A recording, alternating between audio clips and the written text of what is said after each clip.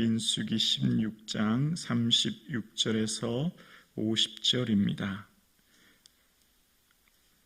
구약성경 224면입니다. 오늘 나에게 주신 하나님의 말씀을 함께 고백드리겠습니다. 여호와께서 모세에게 말씀하여 이르시되 너는 제사장 아론의 아들 엘레아살에게 명령하여 불붙은 불 가운데서 향로를 가져다가 그 불을 다른 곳으로 쏟으라. 그 향로는 거룩함이니라. 사람들은 범죄하여 그들의 생명을 스스로 해하였거니와 그들이 향로를 여호와 앞에 드렸으므로 그 향로가 거룩하게 되었나니 그 향로를 쳐서 제단을 싸는 철판을 만들라. 이스라엘 자손에게 표가 되리라 하신지라. 제사장 엘레아살이 불탄 자들이 드렸던 놋향로를 가져다가 쳐서 제단을 싸서 이스라엘 자손의 기념물이 되게 하였으니 이는 아론 자손이 아닌 다른 사람은 여호와 앞에 분향하러 가까이 오지 못하게 함이며 또 고라와 그의 무리와 같이 되지 않게 하기 위함이라. 여호와께서 모세를 시켜 그에게 명령하신 대로 하였더라. 이튿날 이스라엘 자손의 온 회중이 모세와 아론을 원망하여 이르되 너희가 여호와의 백성을 죽였도다 하고 회중이 모여 모세와 아론을 칠 때에 회막을 바라본즉 구름이 회막을 덮었고 여호와의 영광이 나타났더라. 모세와 아론이 회막 앞에 이르매 여호와께서 모세에게 말씀하여 이르시되 너희는 이 회중에게서 떠나라. 내가 순식간에 그들을 멸하려 하노라 하시매 그 두 사람이 엎드리니라. 이에 모세가 아론에게 이르되 너는 향로를 가져다가 제단의 불을 그것에 담고 그 위에 향을 피워가지고 급히 회중에게로 가서 그들을 위하여 속죄하라. 여호와께서 진노하셨으므로 연병이 시작되었음이니라. 아론이 모세의 명령을 따라 향로를 가지고 회중에게로 달려간즉 백성 중에 연병이 시작되었는지라. 이에 백성을 위하여 속죄하고 죽은 자와 산 자 사이에 섰을 때에 연병이 그치니라. 고라의 일로 죽은 자 외에 연병에 죽은 자가 14,700명이었더라. 연병이 그침에 아론이 회막 못 모세에게로 돌아오니라. 아멘. 사월의 마지막 날 하나님 앞에 예배드리게 하신 하나님께 감사드립니다. 4월의 한 달이 하나님의 은혜였음을 고백합니다. 내일부터 시작하는 5월의 새로운 한 달도 주님의 은혜가 충만하기를 주님의 이름으로 축복합니다. 아멘. 이스라엘 백성들이 모세를 향하여 왜 스스로 높아지는가, 왜 스스로 높아서 왕이 되는가 라고 하는 그 말에 모세는 여호와께서 나를 보내셨고 이 모든 것을 행하셨으니 내가 임으로 한 것이 아니다 라고 고백하고, 만약 이것이 하나님께서 하신 일이면 땅이 갈라지게 하시고 땅을 그들을 삼키게 하실 것이라 라고 하는 모세의 말대로 결국 땅이 갈라져서 그들을 삼키게 되고요. 그리고 불이 나와서 250명을 살해게 되는 일이 일어납니다. 자, 그렇다면 이스라엘 백성들이 반응이 어떻게 해야 될까요? 제일 먼저 회개해야 되지 않을까요? 하나님, 우리가 이런 마음을 품어서 이런 일이 일어났습니다. 하나님, 긍휼히 여겨 주십시오 라고 하면서 하나님 앞에 회개해야 되지 않을까요? 하나님께서 이스라엘 백성들을 향한 원대한 계획이 있으셨지요. 그것은 바로 하나님께서 세우신 거룩한 제사장 나라가 되는 겁니다. 하나님의 택한 이스라엘 백성들은 제사장 나라가 되어서 하나님과 세상 사이를 중보하는 민족으로 세우기 위한 그 하나님 나라의 백성으로 택하신 거죠. 출애굽기 19장에 애굽에서 나온 지 3개월 만에 시내산에서 하나님께서 모세에게 말씀하신 분명한 말씀이었어요. 너희는 내게 제사장 나라가 되고 거룩한 백성이 되리라는 겁니다. 하나님 나라의 백성이 되는 거예요. 그 하나님 나라의 백성이 된다고 하는 것은 하나님의 온전한 통치와 다스림을 받는 것, 하나님을 왕으로, 즉 주인으로 고백하면서 사는 것을 말하는 거거든요.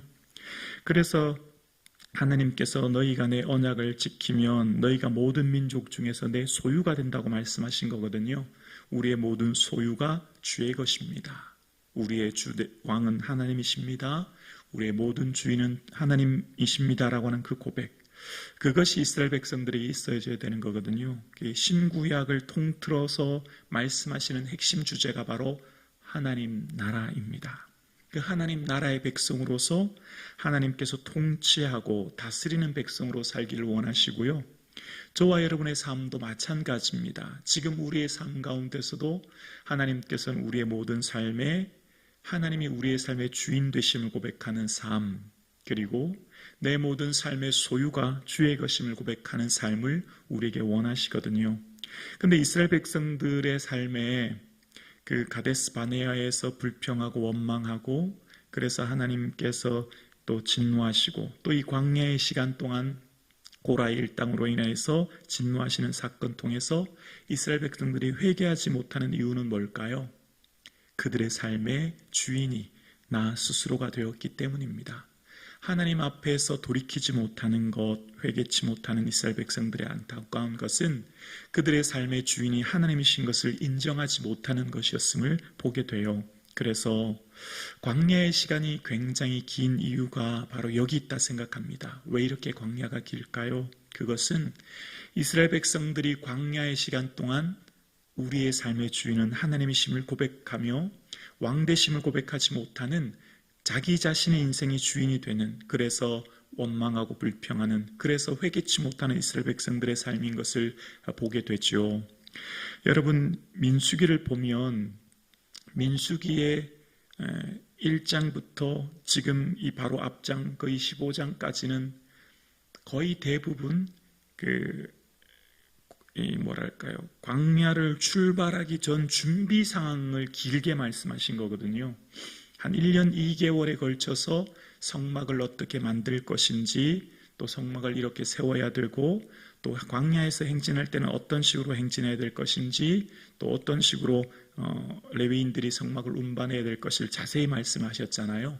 그러니까 광야를 출발하기 전에 대한 준비가 굉장히 자세하게 얘기하신 반면, 실제 광야에 대해서 일어났던 일들에 대해서는 오늘 본문 민수기 16장부터 시작되는 내용부터 19장은 민수기 전체 분량에 비해서 한 10%, 정확하게 한 12%밖에 되지 않거든요. 38년의 역사가 한 10%밖에 내용이 기록되지 않는다는 건 뭘 말하는 걸까요? 그만큼 기록할 게 없다는 것 아니겠습니까? 그 광야의 시간이 대부분 불평하고 원망하고 우리가 애굽으로 돌아가자고 하는 내용들, 그런 것들밖에 없었다는 것을 생각해 볼 수 있죠. 우리의 삶 가운데서도 하나님께서 우리의 생명을 주셨고, 우리가 90년 인생을 하나님 앞에 보고할 때, 하나님 앞에서 나의 삶을 드릴 때 내 인생의 주인은 하나님이셨고, 내 모든 삶의 왕 되신 하나님께서 나의 삶을 여기까지 인도하셨습니다. 그래서 내 삶 가운데 이처럼 은혜 가운데 살았습니다 라고 고백할 수 있는 그 은혜가 저와 여러분은 삶 가운데 풍성하기를 주님의 이름으로 축원합니다. 회개치 못하는 이스라엘 백성들을 향해 하나님이 36절에서 40절에 말씀하시기를, 그 250명이 드렸던 향로를 펴서 그 제단을 싸는 철판을 만들라고 말씀하셨고, 그것이 표가 되게 하라고 말씀하신 뒤에 39절 40절에 보면 이런 내용이 나와요. 39절에 제사장 엘라살이 불탄 자들이 드렸던 놋향로를 가져다가 쳐서 제단을 싸서 40절 이스라엘 자손이 기념물이 되게 하였으니 이는 이스라엘 자손이 아닌 다른 사람은 여호와 앞에 분향하러 가까이 오지 못하게 함이며 또 고라와 그의 무리와 같이 되지 않게 하기 위함이라 여호와께서 모세를 시켜 그에게 명령하신 대로 하였더라. 아멘. 오늘 민수기를 묵상하면 하나님의 눈물과 고통과 아픔이 느껴집니다. 여러분 생각해 보십시오. 250명이 불이 향로로 끔찍하게 불타는 현장을 한번 생각해 보십시오. 얼마나 하나님이 가슴 아프고 고통스럽겠습니까? 그런 상황 가운데 하나님께서 이제 그들이 드렸던 이 놋향로를 가지고 제단을 쌓아 철판을 만들라고 말씀하십니다. 그리고 이게 표가 되라고, 다시는 이후에 이런 일이 일어나지 않도록 증거의 기념물이 되라는 거예요. 그런데 여러분 안타깝지만 이후에 또다시 이런 일이 일어납니다. 언제냐면 이후에 우시야 왕 때인데요. 우시야 왕이 역대하 26장에 보면 매우 강성해지는데 교만해집니다. 그는 강성했을 때 더 겸손하게 하나님을 섬겨야 되는데 강성하여 교만해져서 어떻게 하냐면 분향하려 합니다. 그래서 제사장들이 막죠. 분향하고 제사는 제사장들이 하는 고유권한 아닙니까? 근데 제사장이 막음에도 불구하고 우시야 왕이 억지로 분향하려고 향로를 가지고 들어갔다가 이마에 문둥병이 발하게 되죠. 또 반복되는 역사를 이 뒤의 기록을 통해 깨닫게 됩니다. 반복되는 역사의 그 중심에는 뭐가 있죠? 내가 인생의 주인이 될 때, 내가 인생의 내 모든 것이 내 소유요, 내 능력이요, 내 힘으로 되었다고 할 때 이 반복되는 역사가 일어나는 것을 봅니다. 우시야 왕이 강성해진 것 자신의 능력 때문일까요? 전적인 하나님의 은혜인 줄로 믿습니다. 모든 것이 은혜라고 고백되어지고 모든 것이 하나님으로부터 왔음을 고백하는 삶, 내 모든 소유와 내 모든 일들이 하나님의 것임을 고백할 때 우리의 삶은 겸손하게 되죠. 그런데 또다시 그런 일이 일어났던 것을 보면서 참 마음이 아프고 안타깝습니다. 그리고 41절을 이렇게 시작합니다. 이튿날, 딱 하루 지난 거죠. 24시간이 지났어요. 근데 무슨 일이 일어나죠? 41, 2절입니다. 이튿날 이스라엘 자손의 온 회중이 모세와 아론을 원망하여 이르되 너희가 여호와의 백성을 죽였도다 하고 회중이 모여 모세와 아론을 칠 때에 회막을 바라본 즉 구름이 회막을 덮었고 여호와의 영광이 나타났더라. 아멘. 41절에 보면 하루가 지났는데 그 250명이 불타 죽고 땅이 갈라져서 그 사람들이 죽었다는 것을 보면 가슴치며 애통하며 하나님 우리의 잘못입니다라고 뉘우쳐야 될 그들이 지금 모든 잘못을 누구에게 돌리고 있죠? 41절에 너희가 라고 얘기해요. 너희가 누구죠? 모세와 아론이라는 겁니다. 온 회중이 모든 백성들이 수백만의 사람들이 모여서 모세와 아론을 향해서 너희가 하나님 백성 죽였다는 겁니다. 너희가 하나님 백성 죽였습니까? 아니죠. 38절에 보면 그들의 생명을 스스로 해하였거니와 라는 표현이 나와요. 사람들은 범죄하여 그들의 생명을 스스로 해했다고요. 그들이 스스로 자초하여 일어난 일들이었거든요. 그런데 그 일들을 통해서 회개치 않으니 남 탓을 하게 되지요. 타인에게 모든 잘못을 돌리게 되지요. 그런 일이 있을 때 42절에 회막 모세와 아론이 백성을 칠 때라는 표현이 납니다. 더 이상 모세와 아론을 지도자로 인정하지 않습니다. 그들을 주먹으로 쳤는지 돌로 쳤는지는 알 수 없지만 그들을 쳤다는 표현이 나옵니다. 여러분 가데스 바네아에서도 똑같은 일이 일어나지 않았습니까? 온 백성이 밤새도록 통곡하며 울었지요. 10명의 정탐꾼들의 비관적인 보고를 듣고요. 그때 온 회중이 돌로 모세와 아론을 치지 않습니까? 치려 할 그때에 똑같이 회막에서 구름의 영광이 나타난 것을 봅니다. 회막에서 영광이 나타날 때는 출애굽기와 이 민수기에 보면 두 가지 경우입니다. 회막에서 하나님의 영광이 나타날 때는 기쁨이 충만하고 은혜가 충만할 때, 그러니까 출애굽기 40장에 보면 회막을 봉헌할 때 하나님의 영광이 회막이 충만하거든요.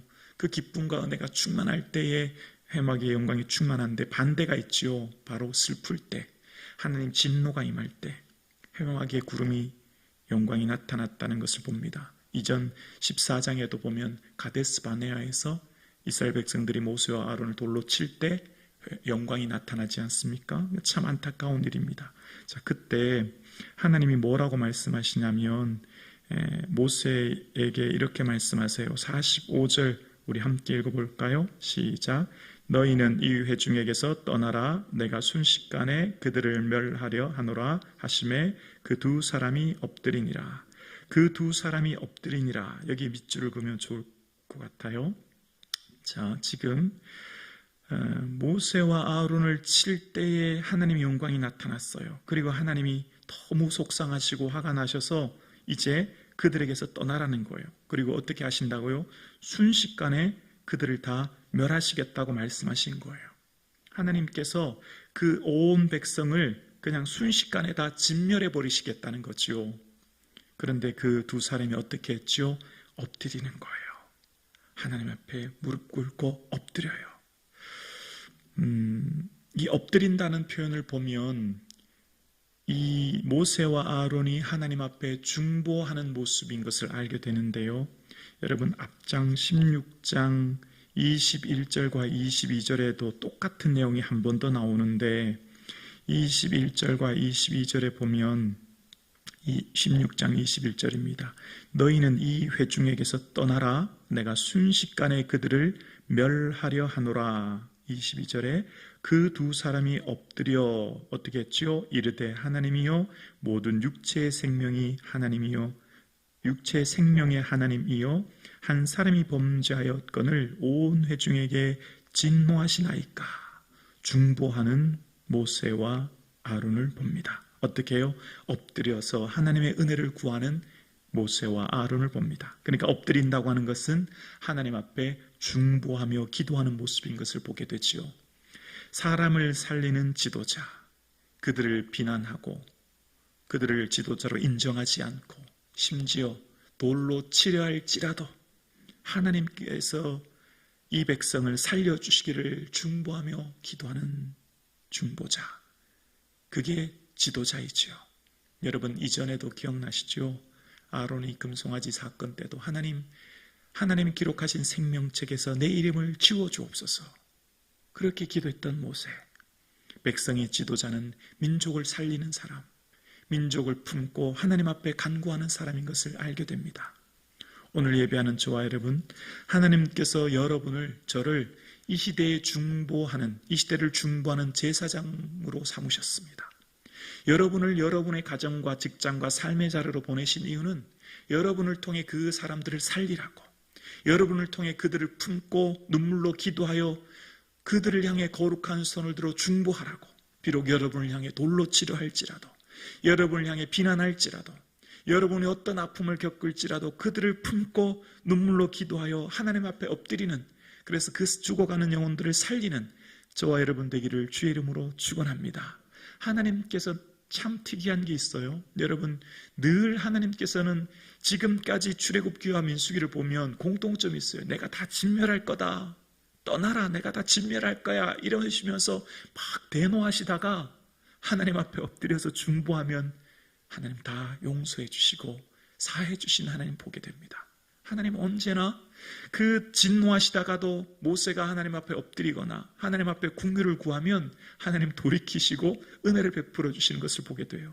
오늘 본문도 마찬가지죠. 그들이 엎드렸다고 하는 것, 백성을 향해 중보하며 그들을 향해 기도했다는 것을 보게 되죠.